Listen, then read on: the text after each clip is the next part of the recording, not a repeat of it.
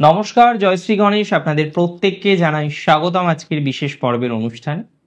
আলোচনা করব দুটি অবজেক্টকে নিয়ে বা দুটি গ্রহকে নিয়ে।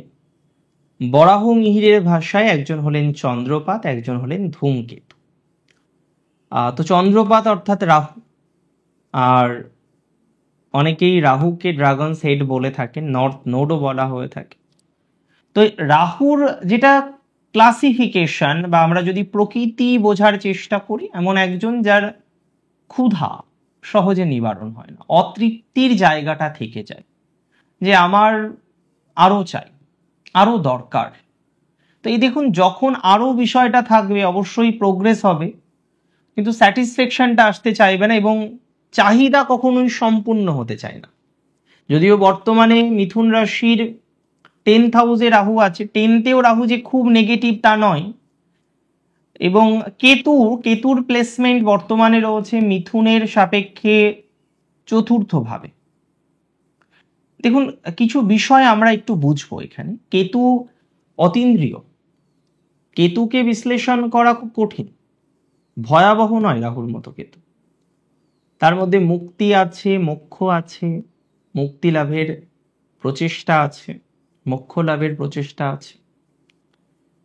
মূল কথাটা কি জানেন? মূল কথাটা হলো 18ই মের পর মেন পজিশনের উপর ডিপেন্ড করে বলতে পারি যে রাহু কেতু ট্রানজিট বা অ্যাক্সিস চেঞ্জ হচ্ছে, এবং তার একটা দারুণ প্রভাব মেষ থেকে মীন প্রত্যেকটা রাশির ক্ষেত্রে থাকবে, এবং বাদ যাবে না অবশ্যই মিথুনও।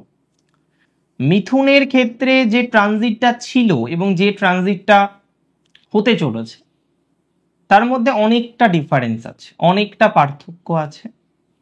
আপনি যদি বলেন এই পার্থক্যটা কি ভালো দিকে যাবে না খারাপ দিকে যেতে পারে, তাহলে আমি আপনাকে বলি, কার্যত বলি, এই পার্থক্য কিন্তু কিছু কিছু ক্ষেত্রে ভালো দিকেই যাবে।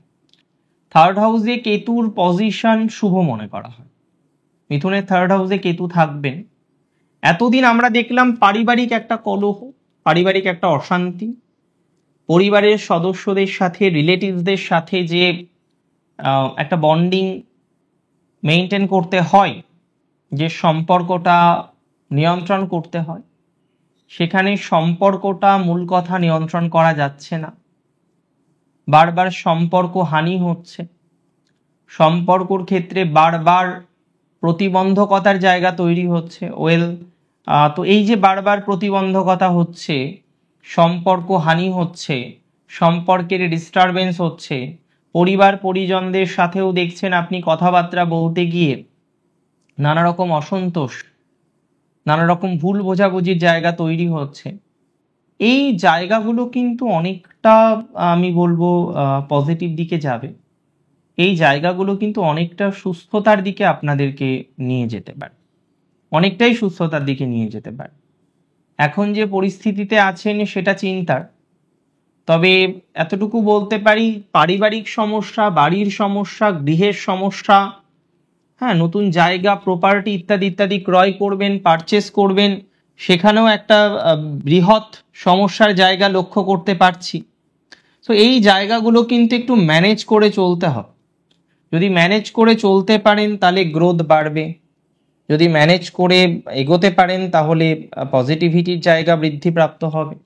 যদি ম্যানেজ করে চলতে না পারেন দেন সমস্যা আসবে। তবে থার্ড হাউসে কেতু ট্রানজিট অলমোস্ট নেগেটিভ নয়, এটুকু বলি। এবং থার্ড হাউসে কেতু যখন থাকছে ট্রানজিটে, আমি কিন্তু গোচরের কথা বলছি, আমি ন্যাটাল চার্টের বিষয় নিয়ে এখন আলোচনা করছি না। আর আপনাদের এটাও জানিয়ে রাখি, গোচর এবং ন্যাটাল চার্টের গ্রহগত অবস্থান সেম নয়। আজকে থার্ড হাউসে ন্যাটাল চার্টে কেতু বসে থাকলে তার যে প্রভাব আসবে, আর আজকে যখন আমি চন্দ্র সাপেক্ষে গোচর অ্যানালাইসিস করছি, সেখানে থার্ড হাউসে কেতু থাকলে যে প্রভাবটা আমরা পাবো সেটি অনেকটা পার্থক্য থাকছেই, অনেক বেশি পার্থক্য থাকছে। দেখুন, এখানে গিয়ে একটা বিষয় বুঝতে হবে যে থার্ড হাউসে কেতু কিছুটা বেটার। আপনার শত্রু সমস্যা, গৃহজ বা পারিবারিক শত্রু সমস্যা, এবং বিভিন্ন রকম এডুকেশনাল যে ডিস্টারবেন্স আপনি পাচ্ছিলেন, আজকে গিয়ে অনেক জাতক জাতিকা যারা মিথুন থেকে বিলং করেন, পড়াশোনা করছিলেন, কিন্তু হঠাৎ করে দেখলেন আপনার একটা গ্যাপ চলে আসলো, যে স্ট্রিম নিয়ে আপনি পড়াশোনা করছিলেন সেই স্ট্রিম নিয়ে এগোতে গিয়েও আপনাকে বিভিন্ন রকমের নেগেটিভ প্রভাবের মধ্যে আসতে হলো, বিভিন্ন রকম নেগেটিভ ভাইবসের মধ্যে কিন্তু থাকতে হলো। সো এই যে নেগেটিভ ভাইবসটা, এই যে নেগেটিভ অরাটা, আমি তো এটাও দেখলাম যে মিথুনের জাতক বা জাতিকা বাড়ি তৈরি করতে গিয়েছেন, বাড়িটাকে বন্ধ করে দিতে হলো, সেই সময় নির্মাণ কার্যটা করতে পারলেন না। বা কাউকে টোকেন মানি দিল যাতে সে একটা ফ্ল্যাট নিতে পারে, একটা গৃহ বা একটা আবাসন নিতে পারে, কিন্তু কোথাও যেন গিয়ে সেই গৃহ বা আবাসন নিতে গিয়ে নানা রকমের রেস্ট্রিকশন, নানা রকমের প্রতিবন্ধকতা তৈরি করে ফেলে। এবং যখন এডুকেশন করছে, হায়ার এডুকেশন করছে, সুপারভাইজার আছেন, সিনিয়ররা রয়েছেন, এই যে সুপারভাইজ যারা করছেন, যারা সিনিয়র রয়েছেন, তাদের সাথে যখন কোলাবোরেশন হচ্ছে, তাদের সাথে যখন পার্টিকুলারলি একটা সহযোগিতা আমরা কামনা করছি, আর প্র্যাকটিক্যালি আপনারা জানেন যে যত হায়ার এডুকেশন হয় সেখানে সিনিয়র বা সুপারভাইজারের একটা বিশেষ ভূমিকা থাকে। কিন্তু এমন একটি ট্রানজিট মিথুনের জন্য এই সিনিয়র সুপারভাইজারের যে কীরকম রূপ হতে পারে সেটা আপনারা বুঝেছেন। ইভেন পরিবারের অনেক মানুষের সঠিক রূপ আপনার সামনে কিন্তু আজকে উন্মোচিত হচ্ছে। তো এই যে প্রবলেমগুলো অনেকটা দেখবেন মিটে যাবে, কারণ রাহু কেতুর যখন অ্যাক্সিস পরিবর্তন হচ্ছে, একগুচ্ছ প্রবলেম সমাধান হবে, আবার কিছু প্রবলেম কিন্তু শুরু হবে।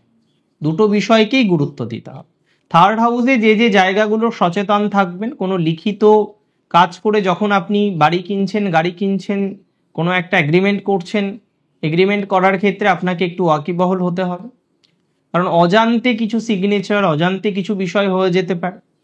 এবং এই সময়ে কমিউনিকেশন করতে গিয়ে কিছু মানুষের টক্সিক রূপটা আপনি দেখতে পারেন। তো এদের থেকে সচেতন থাকুন, মনের মধ্যে একদম প্রভাব যেন না আসে এই চিন্তা ভাবনাটা করতে হয়। হ্যাঁ ঠিক আছে, যে যা বলেছে ভালো হচ্ছে।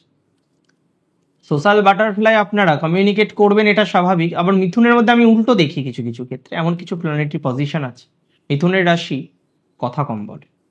যাই হোক, রাহু ট্রানজিট 10তে খারাপ নয়, 10তে ছিল রাহু, এখনো আছে, 18ই মে পর্যন্ত থাকবে। তারপরে কয়েকটি বিষয়ে আমরা গ্রোথ পাবো, তবে পিতার স্বাস্থ্য নিয়ে আমাদের সচেতন হতে হবে অনেক বেশি, যাদের মিথুন রাশি। এবং আধ্যাত্মিক কাজকে কিন্তু কন্টিনিউ করতে হবে। অনেক সময় মনে হতে পারে না আমার আর ভালো লাগছে না, আমি আর স্পিরিচুয়ালিটির সাথে যুক্ত থাকবো না, অনেক রকমের নানাবিধ মেন্টাল চিন্তা ভাবনাগুলো আসতে পারে। আধ্যাত্মবাদ থেকে আধ্যাত্মবাদের প্রতি একটা অনাস্থা তৈরি হতে পারে। এটা ঠিক রাখতে হবে, সোশ্যাল কাজগুলো করতে হবে, স্পিরিচুয়ালিটির সাথে সংযুক্ত থাকার চেষ্টা করতে হবে, এটা কিন্তু একটা রেমিডি। দেখুন, রাহুর আরাধ্য দেবী অবশ্যই আমরা বলতে পারি ছিন্নমস্তা, এবং ধূমকেতু বা কেতুর হচ্ছে ধূমাবত। তো যাদের রাহু কেতুর ডিস্টারবেন্স বার্চার্টে আছে, অনেক সময় আমি দেখেছি যে রাহু অষ্টমে আছে, অষ্টমপতি দ্বাদশে আপনি গোমেদ পড়ে বসে আছেন, বা কেতু হয়তো দ্বাদশ হয়ে বসে আছে, অষ্টমে দ্বাদশপতি বসে আছে, আপনি ক্যাটসাই পড়ে বসে আছেন। তো এই জায়গাটা খুব গুরুত্বপূর্ণ। দুটো কথা মাথায় রাখবেন, অষ্টম, ষষ্ঠ এবং দ্বাদশ, এই তিনটি হাউসের রেমেডি, বা এই তিনটি হাউসে যখন রাহু কেতু থাকছে তার বিশেষ শুভ অবস্থান ছাড়া আমরা রেমেডি করব না। আর রাহু কেতু যখন অন্য প্ল্যানেটের সাথে কানেক্টেড হলো, লাইক রাহু শনি, রাহু মঙ্গল, কেতু চন্দ্র, কেতু শনি, তখনও কিন্তু কম্বাইন্ড রেমেডি করার ক্ষেত্রে আমাদের খুব সচেতনতা অবলম্বন করতে হবে, অন্তত রত্নের ক্ষেত্রে। সেক্ষেত্রে যাদের রাহু অষ্টমে আছে, আটমুখী রুদ্রাক্ষ ধারণ করা যেতে পারে। মূল কথা হলো, রাহু কেতু ট্রানজিট কিছু ক্ষেত্রে ভালো, কিছু ক্ষেত্রে মিডিওকর, তবে অনেকগুলো বাধা, বেদনা, বিঘ্ন থেকে আপনাকে বের করে নিয়ে আসবে, এতটুকু বলতে পারি। আর বাকি যেগুলো বললাম সেগুলো তো স্মরণ রাখবেনই। অনেক ভালো থাকুন আপনারা প্রত্যেকে, সুস্থ থাকুন, স্বাভাবিক থাকুন। জয় শ্রী গণেশ।